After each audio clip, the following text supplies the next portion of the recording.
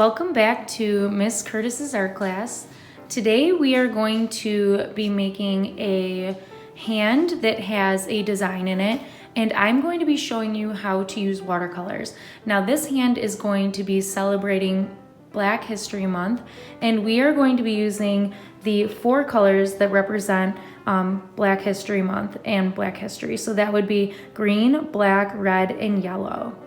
All right, so today, like I said, you can either do your design using crayons or markers or colored pencils.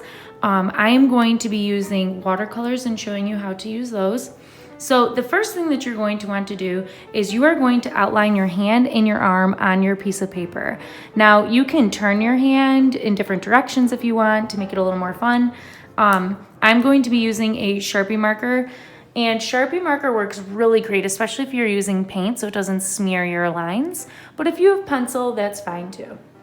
So I'm going to be holding my hand on my paper just like so. And I'm gonna hold it tight and I'm going to simply outline my hand very carefully. Now take your time when you're doing this, and I'm going to be holding my marker straight up and down so that it comes out the best or the most accurate I can with my hand. So watch me first.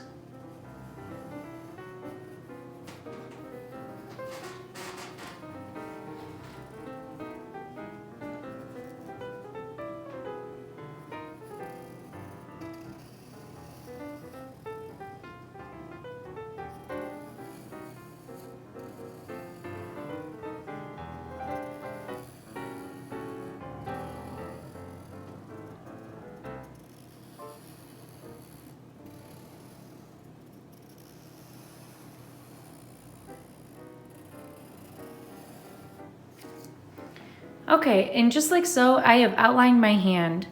Now, this is fun when you outline your hand and your arm because you'll notice you get all these interesting little curves, which makes it look pretty realistic, right?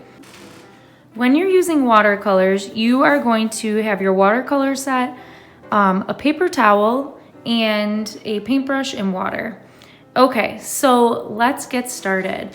Since we are using red, yellow, green, and black, you can come up with any cool design that you want. If you want to do zigzag lines, some dots, that's up to you. So we'll see how this goes. I am going to first add 3 drops of water to the first color I'm going to use, which is going to be red. I'm going to put 1, 2, 3, and this is going to simply help me activate the paint. I'm going to swish my brush around in the paint so I can get some color on there. And then I am going to start to paint my hand as I feel, because I want to have some unique designs going on here. So I'm just going to pull my brush, try my best to stay inside the lines. In between switching colors, you are going to want to wash your brush at the bottom of the container, really scrubbing those bristles the best that you can to get the paint off. And then you're going to wipe it on the edge of your container or cup and dab it on the paper towel. If it comes up clear like it just did, you're good to go into the next color. You definitely don't want to go from one color to the next because you'll muddy up the colors.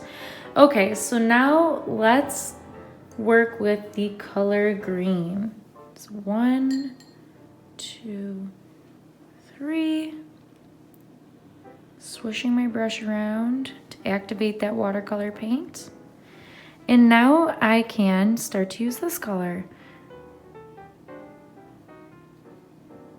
Watercolors are a lot of fun because you can kind of bleed one color into the next, you can layer them.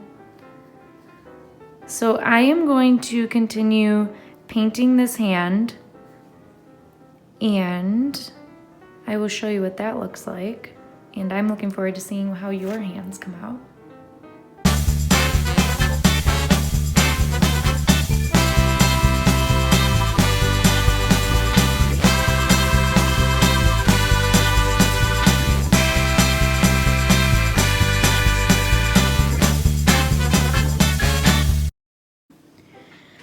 Okay, so just like that, I painted in my hand, and I did kind of just whatever I felt as we went. So I wanted it to be more unique and just kind of play with the colors. So I hope you have fun playing with the colors. If you are working with watercolor, try some new techniques. I did some dots and you can see that they kind of spread out because it's watercolor paint. Lines come out, and remember that we are celebrating Black History Month and we are working with the 4 colors that go along with Black History and Black History Month, which is green, black, red, and yellow.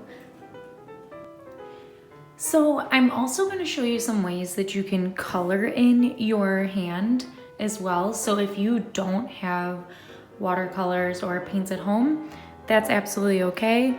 Or if we're in school and we don't have the watercolors, we are going to color. So I'm going to show you. So just like I was doing with the watercolor paint, you can make all sorts of designs and you can just use color materials instead, which is just as good. So I would start off at the top left. For me, I like to because I'm a righty. And I'm just going to come around and color in, staying within the lines. And this is fun too because you have the ability to shade a bit. So I could make some areas darker by pressing harder and some areas lighter. And I can even layer my colors